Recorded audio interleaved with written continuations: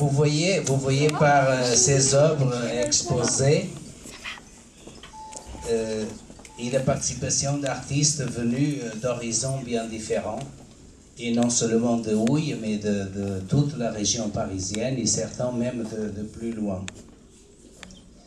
Mais cette année, nous avons une particularité, nous avons la participation des comités de jumelage de Houille et Celorico de Vasto.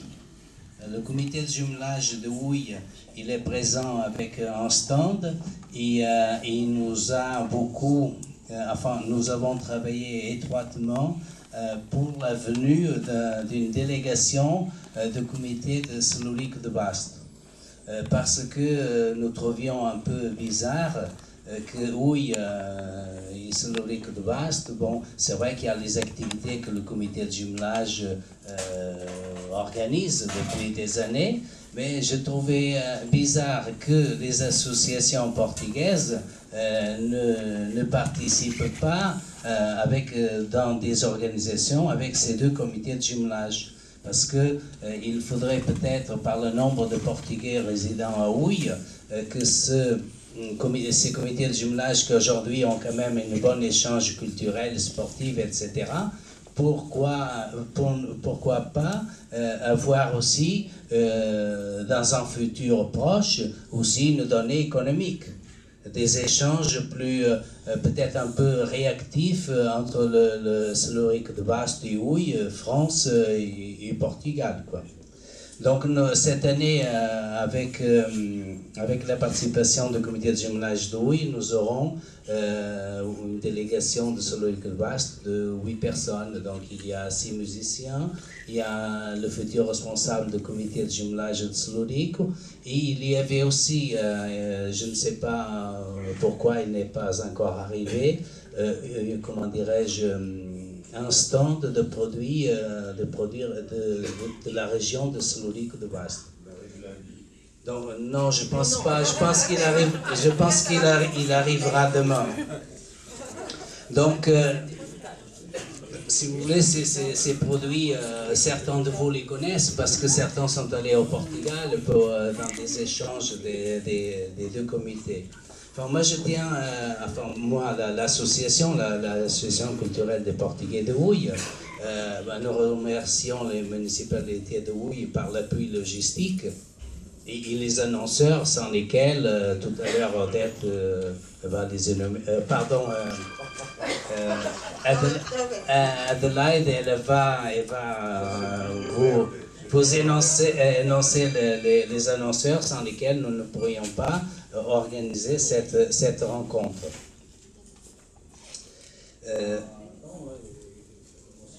Aussi les exposants, parce que avec toutes ces œuvres variées, bon, s'il n'y avait pas vos œuvres exposées aussi, notre rencontre n'avait pas lieu. Donc, merci à vous tous qui avez disponibilisé de votre temps pour être là présent avec votre œuvre.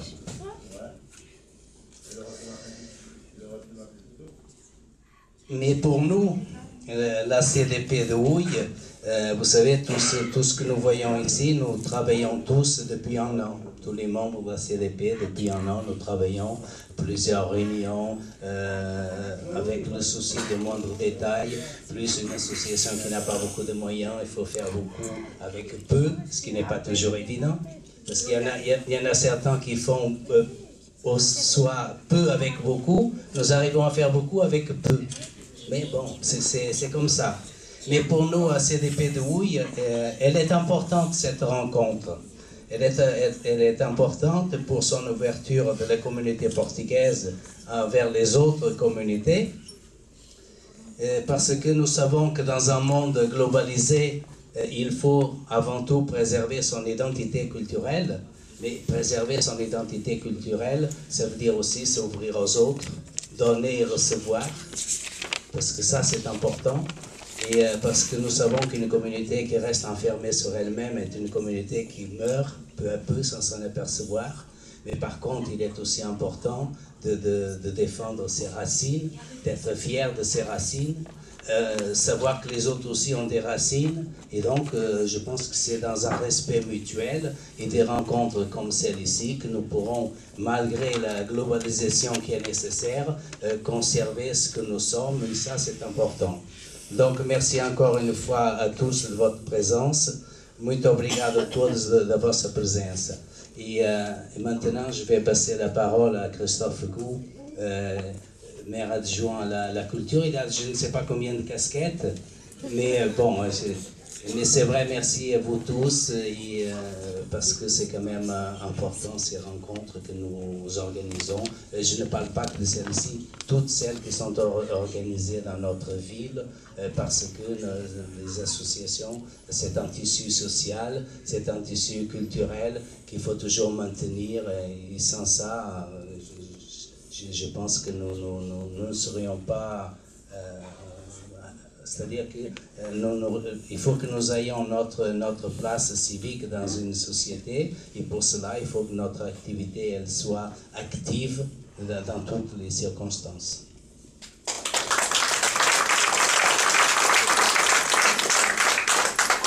Merci beaucoup. Juste un tout petit mot. Le maire va nous rejoindre aux alentours de 20h, 20h30, donc je lui laisserai lui parler. Donc, comme c'est l'usage, je vais déclarer ouverte ce week-end multithème. Juste pour dire que moi, personnellement, c'est ma 5e depuis 2009. 9, 11, 13, 15, 4e. Et c'est toujours. Mais c'est la 7e. Moi, je connais du 4e. Bon, c'est devenu un événement incontournable à Houille. Ça rythme la vie associative. Ça marque le dynamisme de la CDP. Vous savez, dans le monde associatif, on se désespère souvent du manque de bénévoles. Moi, j'ai vu, avec mon collègue à la vie associative, Patrick Cadiou, nous avons vu qu'à l'occasion du 13 juillet, dans le parc, il y avait pas mal de jeunes chez vous dans l'association, et on voit que c'est dynamique et que ça marche bien. Et puis, on voit ce soir ce qui se passe. On a toute forme artistique, culinaire, des modèles, de la mode, plein de choses. Un concert, le fado, que tout le monde retrouve avec beaucoup de plaisir chaque première soirée des rencontres multithèmes. Bon, vous dites que vous faites avec peu, mais en tout cas vous faites beaucoup, et puis je crois que la ville doit vous remercier, et effectivement ce que vous faites est important pour la communauté, puis pour toutes les communautés, puis pour les Auvillois en général.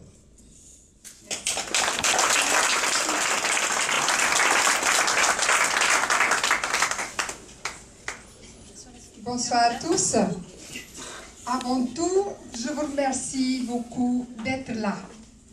Chacun qui passe, une petite joie là-dedans. Voilà, merci. Je pense qu'Odette mérite énormément d'applaudissements parce qu'elle a été l'un des membres les plus actifs pour cette préparation. C'est avec elle que vous avez eu le plus de contacts. Donc elle mérite vos applaudissements sans aucun doute. Merci beaucoup, Odette. Odette vient de parler, et on va remercier aussi notre écrivain local, si tu veux qu'on entre par là, donc non. Donc on m'a laissé la parole, puisque moi je vais remercier tous les exposants, parce qu'effectivement, comme ça a été dit, sans vous, on n'aurait pas pu faire ces 3 jours, on n'aurait pas pu avoir ce thème culturel, et on vous remercie infiniment. Et pour cela, je vais faire un tour, donc je vais passer... sur chacun de vos stands et présenter chacun de vous sur 2 ou 3 mots, 2 ou 3 phrases, pardon. Donc, je vais commencer par notre rubrique écrivain. Donc, il se trouve à l'entrée. Je vais me déplacer, je peux? Donc, vous me suivez, si vous voulez. Donc, ici, on va trouver 3 tables où plusieurs écrivains exposent leurs œuvres. Donc, on a l'association La Salve. Donc la SALF qui a été créée par quelques écrivains dont Manuel Sousa da Fonseca, Altina Ribeiro, Manuel do Nascimento et une autre personne qui n'est pas présente, je pense, c'est António Sousa. Pardon.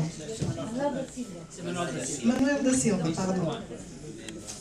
Bon, en tout cas, voilà, une association d'auteurs qui s'est créée en 2011 et donc qui expose ses livres dans le livre de chacun. Manuel Fonseca, lui, est né au Portugal. Je jette mes lunettes. Donc il est écrivain, poète et journaliste. Donc il a à ce jour publié 9 livres et c'est un activiste ou un grand acteur culturel. Donc je dirais oui, parce que si c'est avec Odette donc, que ces jours sont organisés, et il est lui aussi l'un des membres les plus actifs dans ce sens. Nous avons aussi Altine Ribet, donc, qui est écrivain, qui est également né au Portugal, qui est arrivé en France, je crois, en 1969, avec papa et maman, dans la région parisienne. Et donc elle est passionnée d'histoire, et je crois qu'elle a écrit donc, énormément de livres là-dessus. Enfin, l'histoire de l'immigration. L'histoire de l'immigration, enfin exactement, portugaise. Donc avec ses hauts, ses bas, les mauvais jours comme les bons, et les arrivées forcées, et les arrivées qu'on va dire pour trouver une meilleure vie ici. Voilà. Nous avons Manuel do Nascimento, qui lui a écrit aussi plusieurs livres sur l'histoire du Portugal. Donc je pense que certains d'entre vous ont peut-être déjà lu. En tout cas, il écrit également des articles.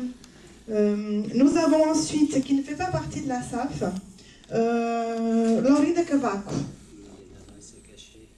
Il s'est caché. Donc, elle est aussi originaire du Portugal, de la région de Braga. Mais elle est née à Issy-les-Moulineaux, pardon. Oui, c'est bien ça? C'est tout à fait ça. Donc elle vient cette année de présenter parce qu'elle a participé à la trilogie, une trilogie poétique qui a été écrite avec Manuel de Fonseca, Laurinda Cavaco et Irene Borges da Silva. Donc il n'est pas présente non plus.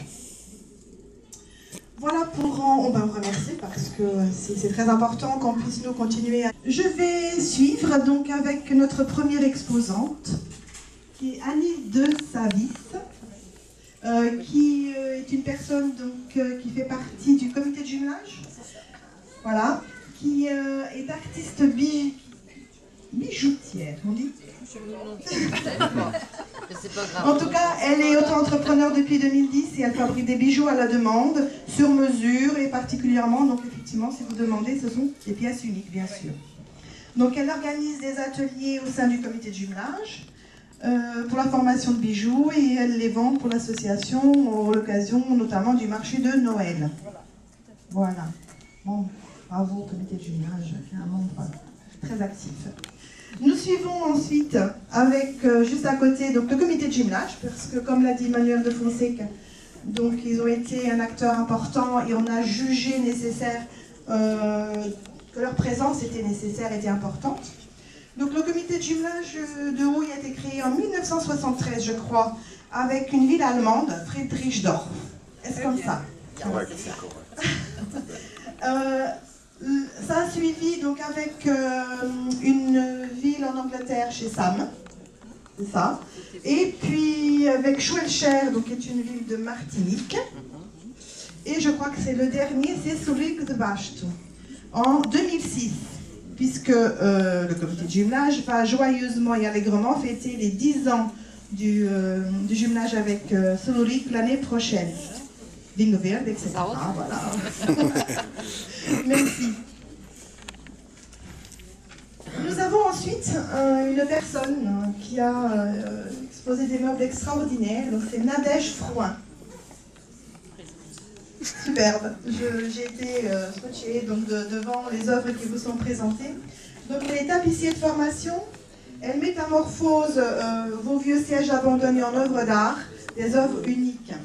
Donc elle travaille à l'ancienne, garniture de crin végétal, piqué sur gardage traditionnel, donc des termes très techniques, mais vous en voyez un peu ce que ça donne. Ces créations donc, sont personnalisées à l'infini, donc vous demandez, et je pense que vous faites tout ce que vous voulez. Voilà. Avec d'accord. Donc en passant du dessin à la réalisation des coloris et donc selon votre souhait. C'est un artisan d'art reconnu. Elle est lauréate du prix Vive la Relève, organisé par la Chambre des métiers de Paris à l'occasion du célèbre salon Le Carrousel des métiers d'art et de création. Donc elle a aussi remporté par 2 fois le prix du public au Salon des artistes locaux de Houille et a remporté l'année dernière le prix de l'Assemblée nationale au Salon des Beaux-Arts de Sannois. Merci beaucoup. Merci. Je pense que voilà. On a à côté donc de Nadège Bertille Uras. Oui, je suis désolée. Et dans ces soirées-là, on a... Donc c'est une artiste verrier. Donc Bertille exerce son métier depuis 11 ans dans son atelier au Villois, rue de l'Église. Oui. C'est bien ça? Donc elle crée des vitraux et des décors verriers intégrés à l'architecture par fusionnage et thermoformage des verres. Est-ce que vous pouvez nous expliquer ce que c'est que le fusionnage et le thermoformage, s'il vous plaît? Et en fait, par exemple, pour un vitrail en plomb, celui-ci, bon, le vitrail peut être réalisé et monté en plomb. Je travaille un petit peu différemment. Au départ, on découpe les verres, comme pour un vitrail traditionnel en plomb. On va découper les verres aux formes et aux couleurs souhaitées, mais plutôt que de les assembler dans des petites gouttières de plomb serties à l'étain, je vais les passer au four et les cuire à environ 800 degrés. Et c'est la température qui fait que les verres se soudent entre eux. Donc pour réaliser des pièces en aplat, des décors, ou bien ensuite recuits et en forme. Merci beaucoup. Très technique, mais après, c'est génial. Voilà. Merci. Alors, à côté de Bertille, nous avons Joan Ameshkoue. Ameshkoue. C'est ça? Donc, photographe amateur. Donc, José Ameshkoue a participé à divers concours où il a présenté des photos en noir et blanc, ainsi que des diaporamas. Donc, ces présentations lui ont permis d'obtenir divers prix, dont le 2e prix au concours national de la Fédération Photo de France, et il est également médaillé au Salon des artistes de Houille. Voilà, Houille qui a un potentiel d'artiste incroyable. Merci José.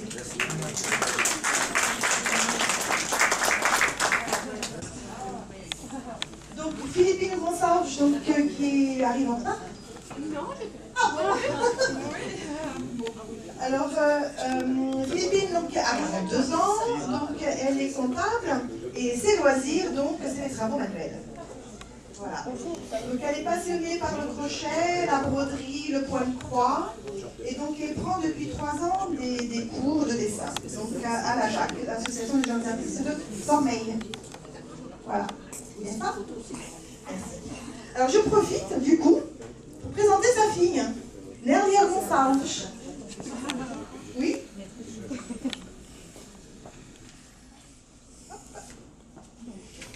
Et Nélia, elle représente donc les enfants des écoles d'art de la région.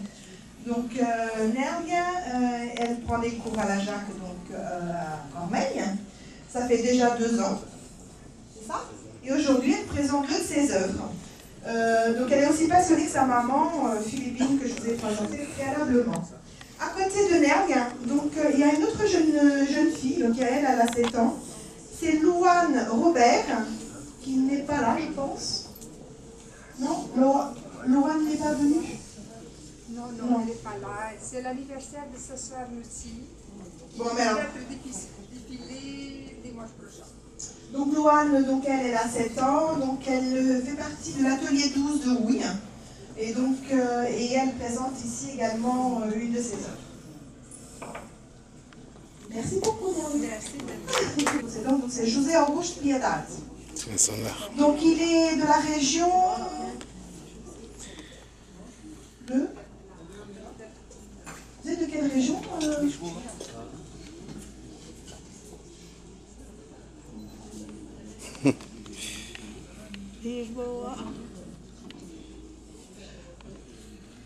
Là, j'ai un trou. Parce que je cherche le nom. Non, je cherche le nom de votre travail. Parce que vous avez un nom spécifique. Héraldique. Voilà. Héraldique. Voilà, c'est ce que je cherchais. Donc héraldique, donc ça veut dire qu'il recherche l'histoire des familles. Les origines. Les origines, voilà. Et il en fait donc des cadres avec leur blason. C'est bien ça? Merci beaucoup José, de la région de Lichebourg.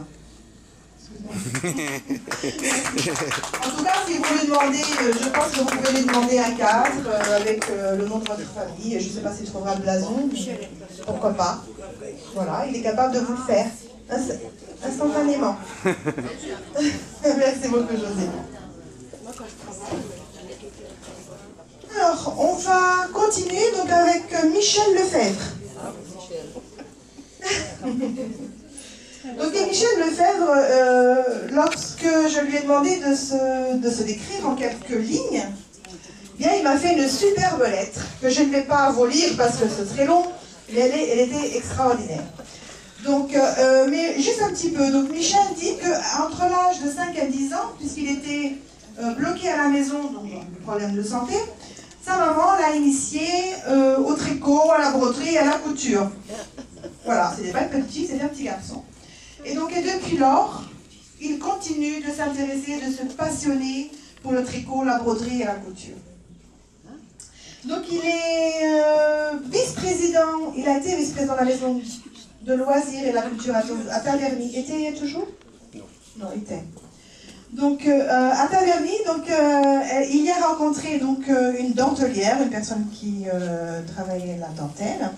Et là, il s'est inscrit à ses cours et il a fait donc du coup de la dentelle au fuseau, un art qui a tendance à disparaître et que lui, il aimerait bien pouvoir continuer à divulguer. Est-ce bien ça? Oui. Donc, et son courrier finit la phrase suivante, c'est que l'art n'a pas de sexe. C'est aussi bien pour un homme que pour une femme. Exactement. La broderie, elle est pour tout le monde. Voilà. Merci beaucoup Michel, c'est super.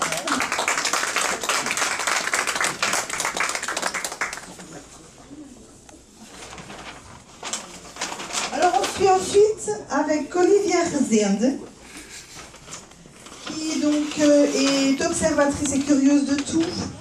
Elle s'est inscrite à l'EMA en 2002, elle fait l'école d'art plastique, elle fait énormément de travaux, donc elle travaille la poterie, elle fait le dessin, et aujourd'hui elle nous a préparé des objets, comment dirais-je ? Céramique. En céramique.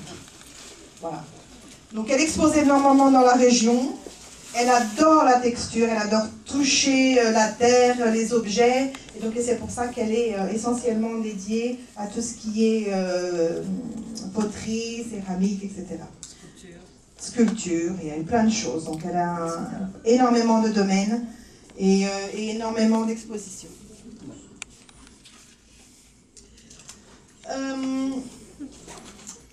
Merci beaucoup, je pense que je vais... Olivia, je pense que c'est déjà la deuxième représentation que vous faites avec nous. Plus que ça. La quatrième. La quatrième. Et à chaque fois, elle nous présente un travail différent. C'est bien ça? Oui. Merci beaucoup. Si vous permettez, Olivia va animer aussi l'atelier pour les enfants. Ah, j'ai oublié, effectivement.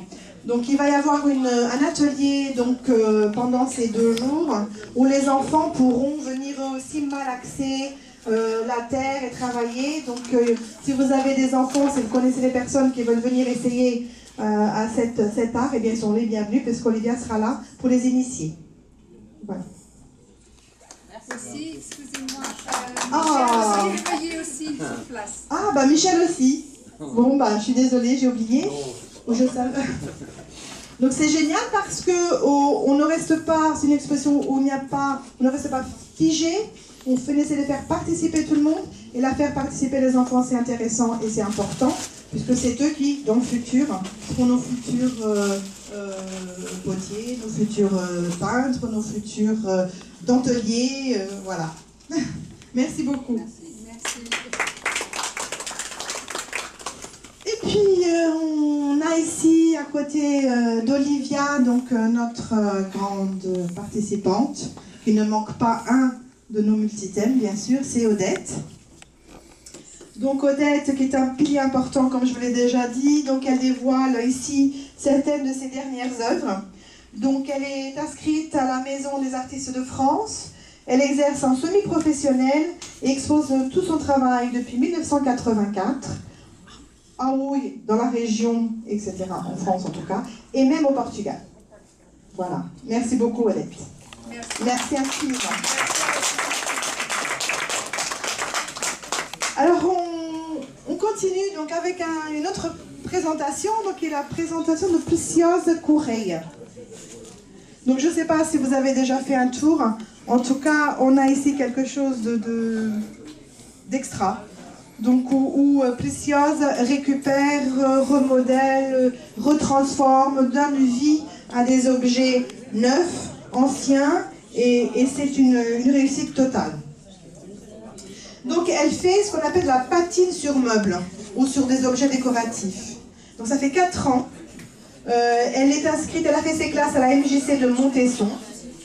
Et elle lui arrive même parfois de faire quelques portes ouvertes à la maison. Donc, si vous avez envie de changer, de transformer vos meubles, je pense qu'elle se fera un plaisir de vous le faire.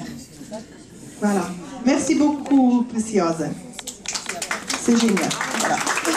Alors, nous avons Celeste de Sousa Ribeiro, qui nous présente donc des bijoux. Alors, je suis désolée. Donc, elle travaille beaucoup de choses. Elle travaille le point de croix, le crochet, la broderie. Et aujourd'hui, elle nous explique, donc c'est les bijoux. C'est bien ça? Donc, elle le travaille avec différents matériaux que vous aurez le plaisir de voir donc, pendant ces 3 jours. Et puis, sachez aussi qu'elle expose énormément dans toute la région également. Merci beaucoup, Celeste. Et puis, en fin de ligne, donc, nous avons Antonia Bourril, qui nous vient de Rosny-sous-Bois. Donc tout à l'heure nous disions que c'était des gens qui venaient d'à côté, etc. Donc Antoine vient de Rosny-sous-Bois. Donc elle était animée par le contexte économique et social d'après-guerre.